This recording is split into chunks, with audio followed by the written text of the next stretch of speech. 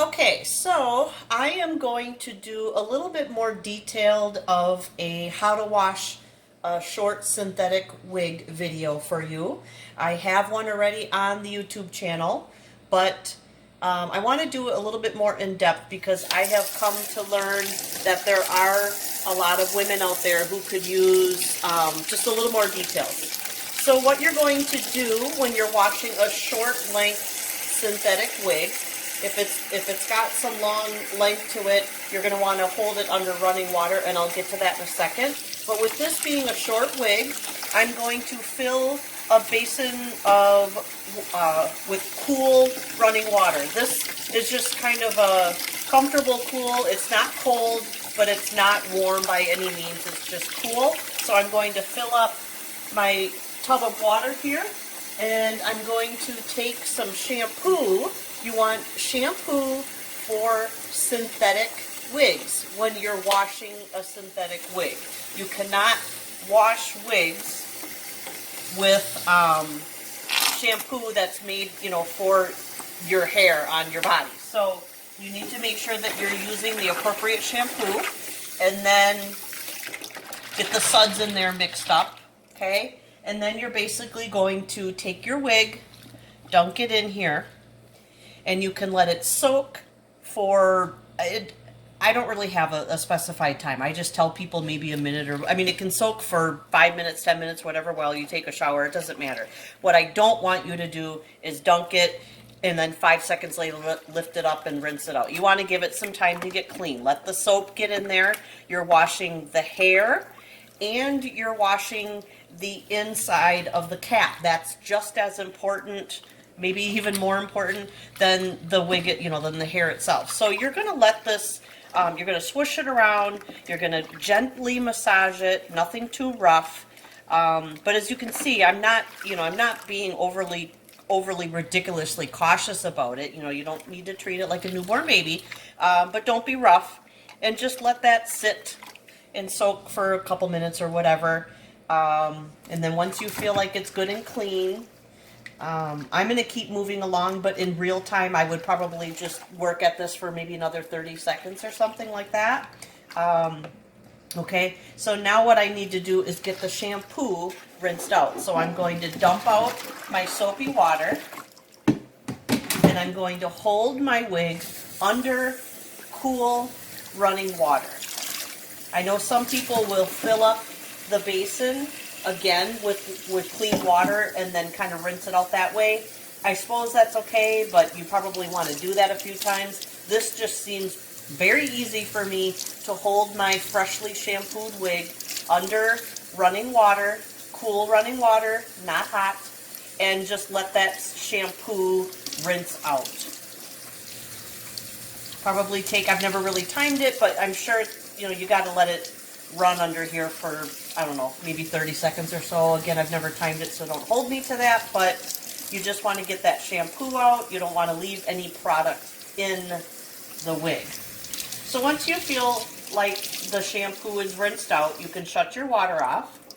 And then you're going to take the wig and you can give it a squeeze. I'm not twisting it or wringing it. I'm just giving it a squeeze to kind of get that water out. And then you can lay it on a towel and then sandwich the towel over it and just kind of pat it like this to get some of that extra water out.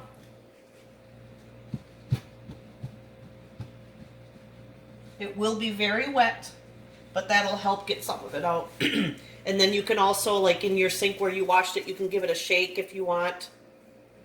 And now the next step is to apply the conditioning spray. I like to use the John Renault conditioning spray for synthetic wigs.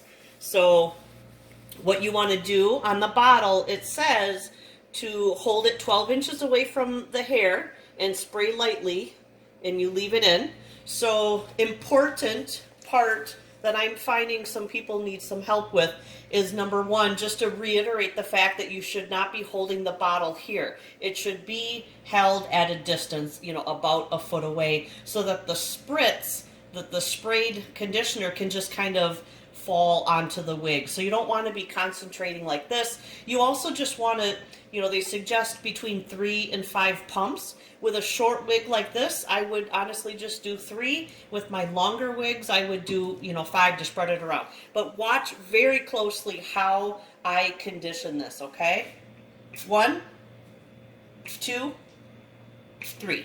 And if you watch the mist, it just kind of falls all over the wig. That is plenty.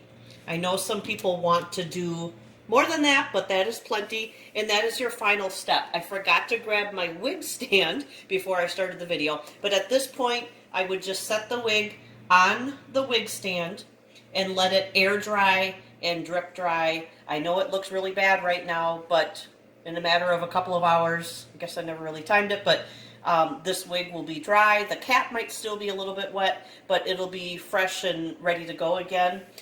This particular style, I don't see much of a need to run a comb through it, but depending upon your style wig, you can use a wide tooth comb. I just use the John Renault wide tooth comb. You don't want to use any other comb that was not made for wigs, for synthetic wigs. So as long as you purchased a comb intended to be used on synthetic wigs, you're fine. But it generally speaking, the combs out there for wigs are going to be wide tooth like this. So you can go through it real gently. This particular style, again, it's short and layered and stuff, and there's not really tangles or whatever. So just be gentle about it, and then you set it on the wig stand to let dry, and you're good to go. That is the extent of washing a wig. Holding it at a distance and in keeping it to just a few pumps is a big part of the process, so that you don't build up product all over the hair, and then eventually it just becomes